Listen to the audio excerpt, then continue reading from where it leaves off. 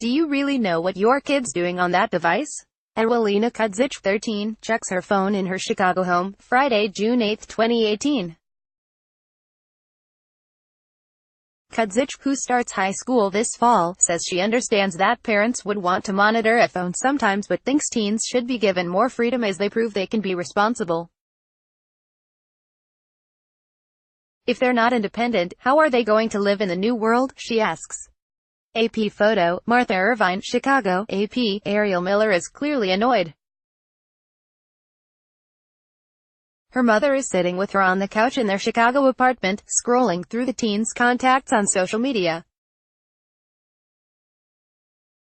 "Who's this?" asks Jenny Bivens, aka Mom. "It's a friend of a friend," Ariel says, "and they haven't talked in a while." "Delete it," her mom says. The 13-year-old's eyes narrow to a surly squint. "I hate this. I hate this. I hate this," she shouts. Yes, Bivens is one of those moms, she says. The type who walks into her daughter's bedroom without knocking, the kind who tightly monitors her daughter's phone. She makes no apology, nor should she, says a retired cybercrimes detective who spoke to her and other parents in early June at Nathan Hale Elementary School in Chicago.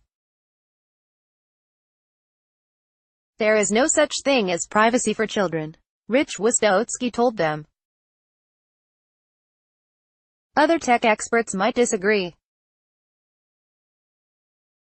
but even they worry about the secret digital lives many teens are leading, and the dreadful array of consequences, including harassment and occasional suicides, that can result.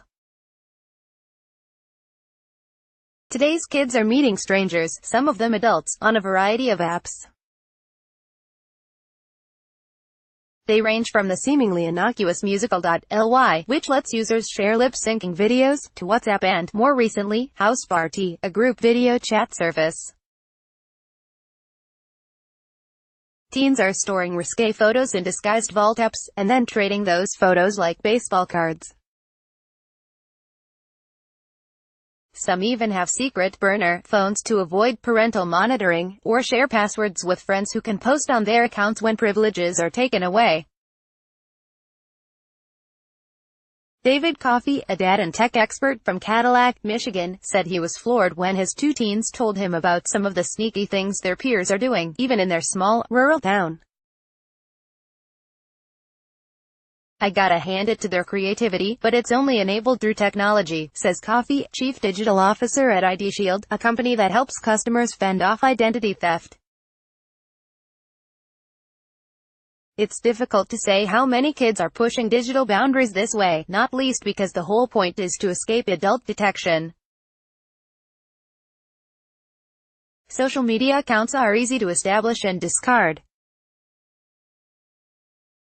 Particular apps also rise and fall out of favor among teens with lightning speed, making them a moving target for researchers. But academics, experts like Wistowski and Coffey, and many teens themselves say it's surprisingly common for kids to live online lives that are all but invisible to most parents, for better or worse. Parents are clearly outmatched. Exposed to tablets and smartphones at an increasingly early age, kids are correspondingly savvier about using them and easily share tips with friends. Parents, by contrast, are both overwhelmed and often naive about what kids can do with sophisticated devices, says Wistowski, whose packed schedule has him crisscrossing the country to speak to parents and young people. He often holds up a mobile phone and tells wide-eyed parents that giving a kid this ominous device, and allowing them to have it any time, including charging in their rooms at night, is like handing over the keys to a new Mercedes and saying, "Sweetheart, you can go to Vegas. You can drive to Texas, Florida, New York, wherever you want to go." And kids are more than happy to oblige. At a separate talk for students at Nathan Hale, a large K-8 public school near Chicago's Midway Airport, Wistowski asked who had accounts on Instagram, Twitter, Snapchat and other apps and games with social components. Most of the kids in attendance, many younger than 13, raised their hands. Afterward, one girl, all frizzy hair and braces, approached a reporter with desperation. "Please, please, please, don't use my picture or a video of me raising my hand," the 13-year-old begged repeatedly, despite assurances that she wasn't caught on camera. "Don't use mine either," a friend quickly piped in.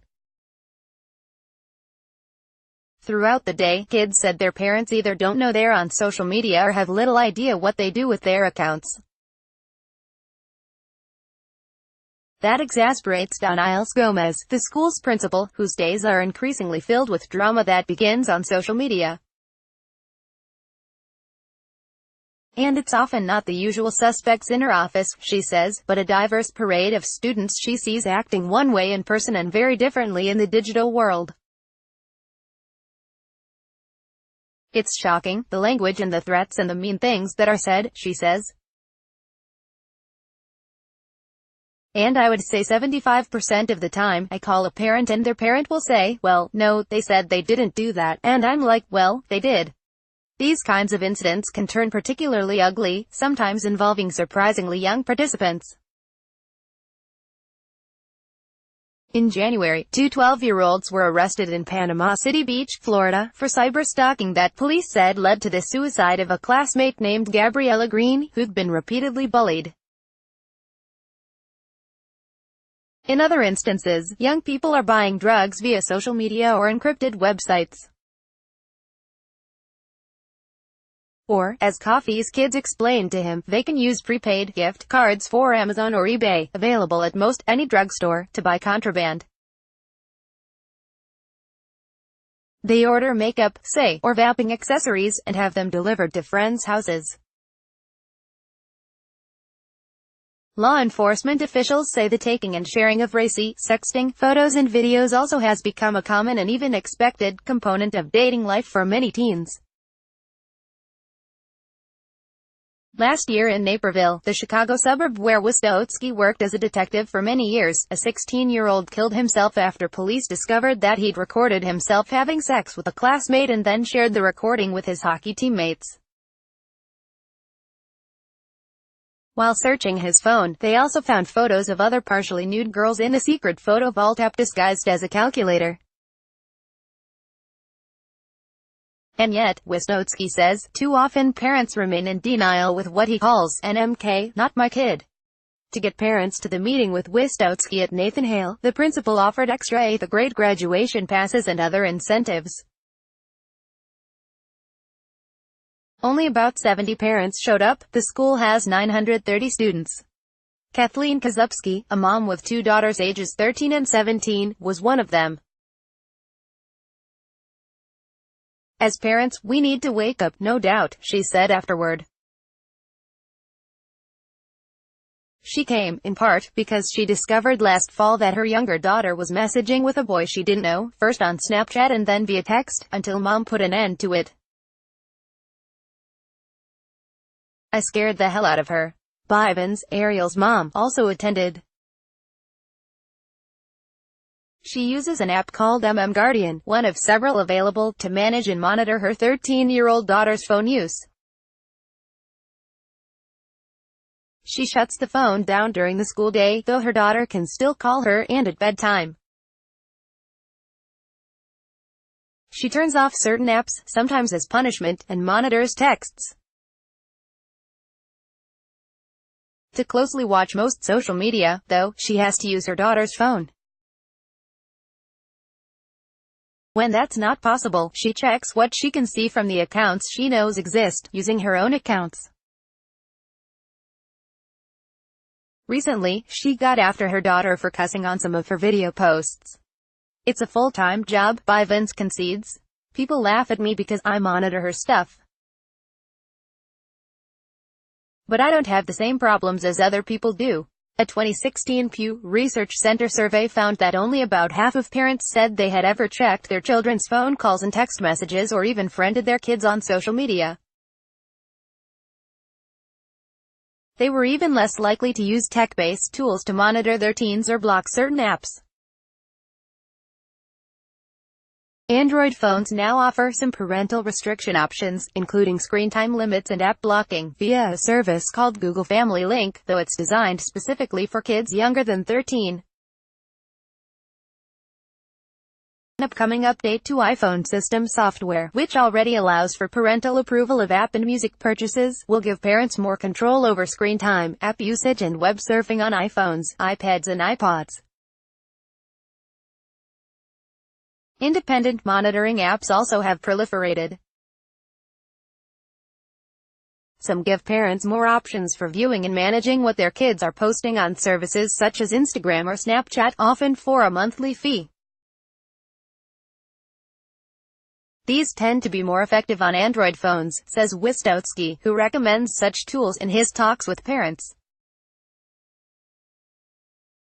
He closely monitored his own sons until they turned 18, and tells parents they should do the same. Other tech experts agree that monitoring makes sense for younger kids. But Pam Wisniewski, a computer science professor at the University of Central Florida, is among those who suggest a gradual loosening of the strings as teens prove they can be trusted. "I'm almost to the point where I feel like the world would be better off without social media," says Wisniewski, who studies human-computer interaction and adolescent online safety. "But I'm also a pragmatist. Rather than cutting off kids from social media," she encourages parents to look for teachable moments. When inappropriate material runs through their feed, for instance, she suggests discussing coping strategies, such as hiding that person's posts or blocking them. Sarita Schoenbeck, an assistant professor and director of the Living Online Lab at the University of Michigan, says her research also has found that shutting teens out of social media only tends to make them sneakier. "No kid wants to be pulled over and told not to do this," Schoenbeck says. "Try to figure out how to talk about it in an open-minded way."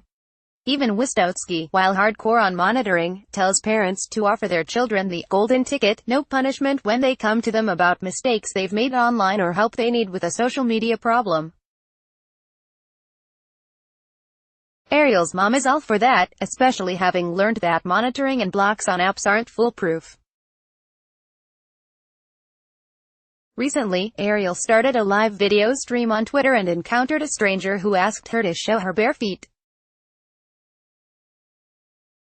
It was a creepy request, the teen said, that caused her to end the connection quickly.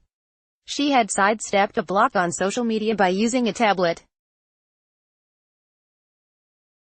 But she did tell mom what happened soon after. Ariel still isn't happy that her mom is going through her contacts with her.